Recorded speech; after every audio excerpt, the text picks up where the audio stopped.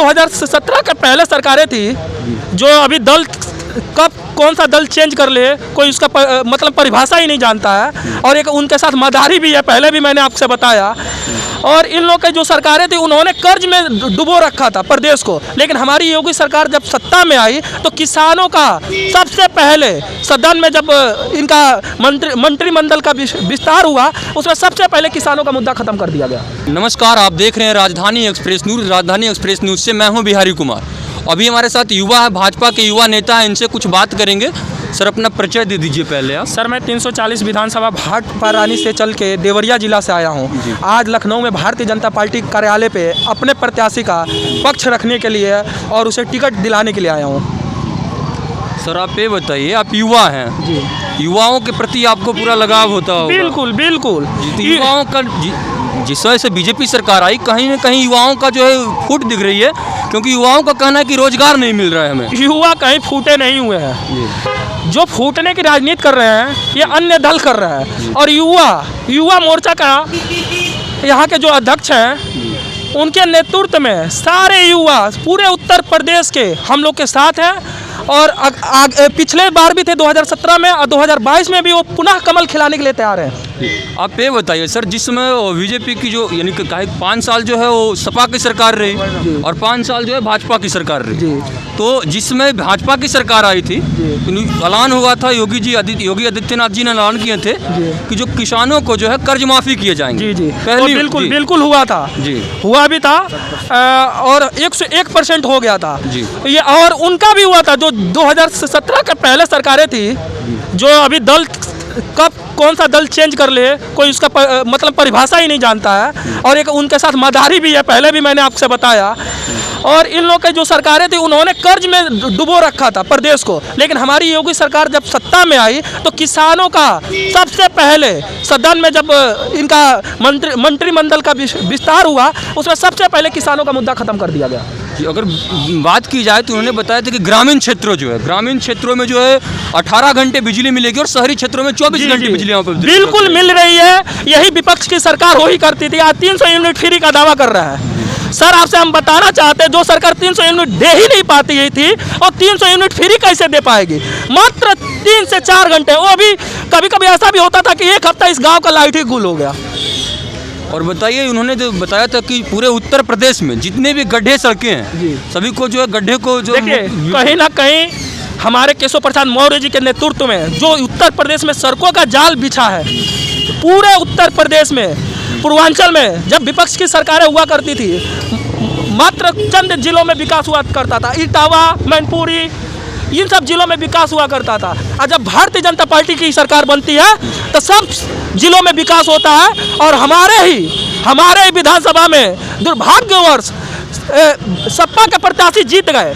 लेकिन सपा के प्रत्याशी 30 सालों में एक अपने घर के पास का एक मामला नहीं सॉल्व कर पाए। उनका मामला यही था कि ओवर ब्रिज का, क्योंकि ओवर ब्रिज वो इसलिए नहीं बनने दे रहे थे। हमारे सरकार ने, हमारे सांसद महोदय रविंद्र कुशवाहा जी ने उस पर कार्यालय को अपना चिट्ठी भी लिखा था और कहीं ना कहीं वो पास हो गया था। फिर उन्होंने विपक्ष के पास, वो जानते ही है, साम दाम दंड भेंट, उनका यही नीति रही है। इनकी विकास से कोई मतलब नहीं रही है। तो कहीं ना कहीं उस ओवर ब्रिज को भी रोकने का काम सपा विधायक ने किया। और उसी के आक्रोश में आके सारे युवा पुनः भाजपा के प्रति, भाजपा रानी 340 विधानसभा भाजपा रानी से कमल खिलाने के लिए तैयार है। अगर जैसे ग्राउंड रिपोर्टिंग कर रहे हैं सर, हमारा काम है सर्वे करना, हम ग्राउंड रिपोर्टिंग कर रहे हैं। अभी हम लखनऊ में खास करके ग्राउंड रिपोर्टिंग किए, तो इनका यहाँ का जनता का जो कहना है कि जो भारतीय जनता पार्टी सरकार है वो विकास के मुद्दे पे कोई काम ही नहीं की है। जो विपक्ष की जो सरकार थे, एक सेकंड सर, लखनऊ में वो बताएं, वो प्रॉपर लखनऊ में खास करके बताएं, तो जो विपक्ष की जो सरकार थे, विपक्ष की सरकारें में ही कामें हुई है। ये कहीं ना कहीं ये रोड दिख रहा है आपके सामने, ये जो रोड दिख रहा है ये भारतीय जनता पार्टी का ही चिन्ह है। सबसे पहला विकास ये दिखना चाहिए। और जब योगी जी की सरकार बनती है तो मेडिकल कॉलेज से लेके एम्स से लेके, जो कि पूर्वांचल में सबसे दबे हुए, जहां विकास नाम का चीज ही नहीं था, वहां पे एम्स बनाने का काम करती है गोरखपुर में। फर्टिलाइजर जो 70 सालों से किसानों का सबसे बड़ा मुद्दा था, उसे सॉल्व करती है। दूसरी नंबर बात है सर कि उन्होंने बताया था कि बेटी बचाओ बेटी पढ़ाओ का नारा लगाया था, जी। जो कि ये नारा पूरे देश में फैले थे, जी। काफ़ी वो जो नारा कहीं था, ना- जी कहीं ना तो कहीं- आप ये बताइए कहीं ना कहीं बेटियां देश में सुरक्षित है या नहीं है? बिल्कुल 101% सुरक्षित है। और जो भी इसके अपराध में या जो भी कोई गलत काम करता है हमारे बेटी बहनों के साथ, उसके साथ हमारा योगी सरकार बुलडोजर लेकर तैयार बैठा है। वो माफिया हो, भूमाफिया हो या दलाल हो या किसी भी अपने आप का बाहुबली क्यों ना हो, हमारी सरकार सबसे पहले तो बाहुबलियों को टिकट नहीं देने का कार्य करती है। और हमारे सरकार में सबसे निम्रता और सबका साथ, सबका विकास और सबका विश्वास का नीति आह्वान करती है। जी परिचय दीजिए सर थोड़ा सा आप अपना। मैं संजय गुप्ता एटा जनपद का निवासी हूँ और एटा सदर विधानसभा में आवेदन किया है मैंने अपना, और उम्मीद है इस बार उम्मीद है सर कि भाजपा पूरे उत्तर प्रदेश में परचम लहराएगी अपना? हाँ, पूरी उम्मीद के साथ। और कहीं ना कहीं जो विपक्ष पार्टी है सर वो भी अपना तंज कसती हुई नजर आ रही है। उन्होंने ट्वीट करके बताया कि 10 मार्च को जो है सपा की सरकार आएगी। 10 मार्च सपा ध्वस्त, 10 मार्च सपा ध्वस्त। हमारी योगी जी पुनः 350 सीट, पहले से भी ज़्यादा, क्योंकि पूर्वांचल से सीटें बढ़ रही है। बस अभी मैंने एक डिबेट हो रहा था, उसमें बोला था कि हमारे यहाँ 7 चरणों का चुनाव है, लेकिन नहीं, हमारे यहाँ बस प्रभु श्री चरणों का चुनाव है। प्रभु श्री राम के नेतृत्व में ये चुनाव है और प्रभु श्री राम के बस जो हम लोगों पे कर्ज है, जो हम लोगों ने चंदा नहीं दे पाया था, वो देने का कार्य 101 सीट पूर्वांचल से देने का कार्य करेंगे। और सपा को वहाँ से उखाड़ फेंकने का 1 सीट मात्र देवरिया में उन्होंने निकाला था, वो भी इस बार भारतीय जनता पार्टी के नेता हमारे अभिभावक जयनाथ कुशवाहा जी के नेतृत्व में हम लोग चुनाव जीतने जा रहे हैं। और पार्टी ने कहीं ना कहीं उन पे विश्वास किया, तो वहाँ का विधानसभा का एक मॉडल विधानसभा बनाने का कार्य करेंगे। और विपक्ष में रहते हुए भी हमारे नेता ने, विपक्ष में थे, सपा के विधायक है, लेकिन सपा का विधायक एक भी रोड उनका देखने को नहीं मिलेगा। वो हमारे बोर्डों से इतना जलन हो गई भाजपा से कि हमारे बोर्डों को तोड़ने का काम करते हैं, हमारे किए गए विकास को अपना कार्य गिनाते हैं।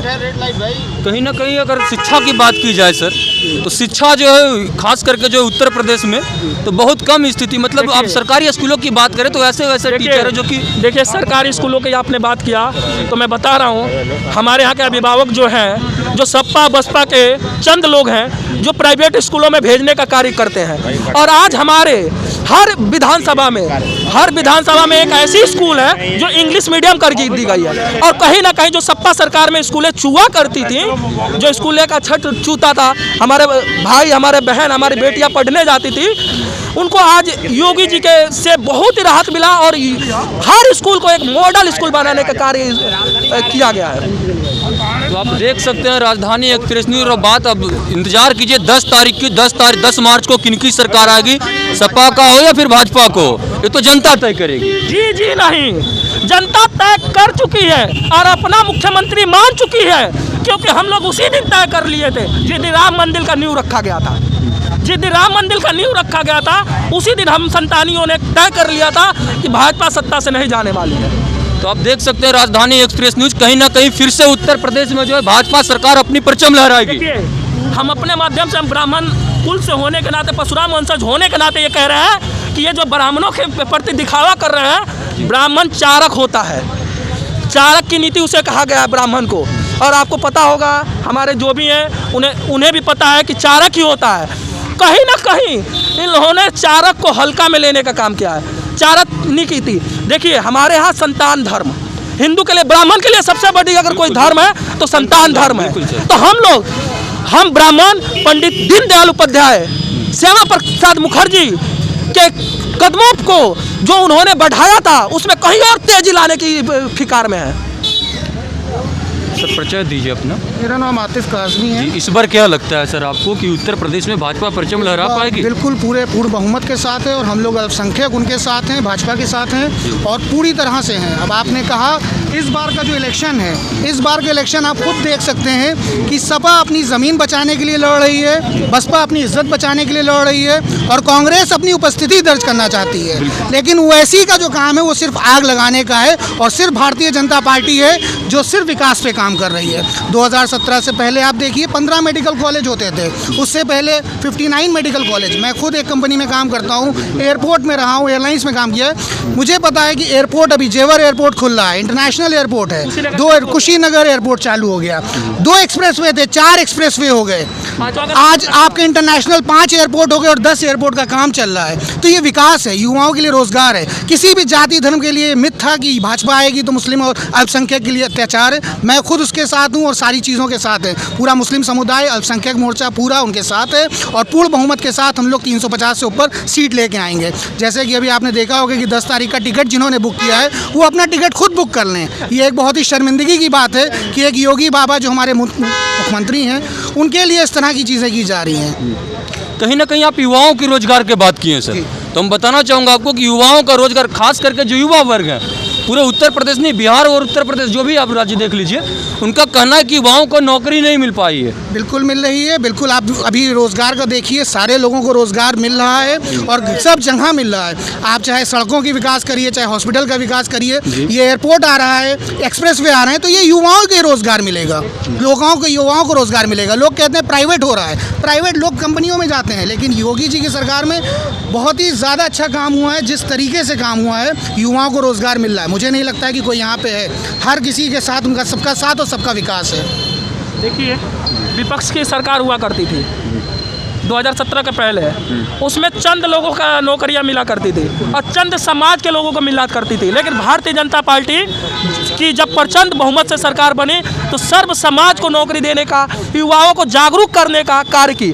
सपा सरकार के शासन हुआ करता था और लड़के स्कूल नहीं जाते थे, पेपर लिख दिया जाता था। लेकिन योगी सरकार में उसे CCTV के माध्यम से कि हमारा प्रदेश का लड़का IAS बनेगा, हम किसी दूसरे प्रदेश से नहीं, हमारे प्रदेश का ही बेटा डॉक्टर बनेगा। कहीं ना कहीं ये सपा की कमी है और उनके दुर्दशा को दर्शाता था और उस पर बिल्कुल ही खरे उतरे योगी आदित्यनाथ। और आपको पुनः एक बार फिर याद दिलाता हूँ कि मुलायम सिंह थे, जब लड़कियों पे दुर्व्यवहार हुआ करता था तो कहते थे लड़कों से गलतियां हो जाती है।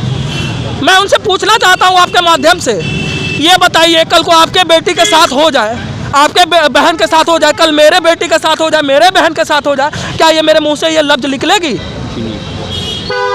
लेकिन विपक्ष के पास एक मधारी आ गया है और मधारी उसे ले डूबा। मधारी कुछ दिन पहले वो ओवैसी के होटल में मिला करता था, कुछ दिन पहले ओवैसी से होटल में मिला करता था।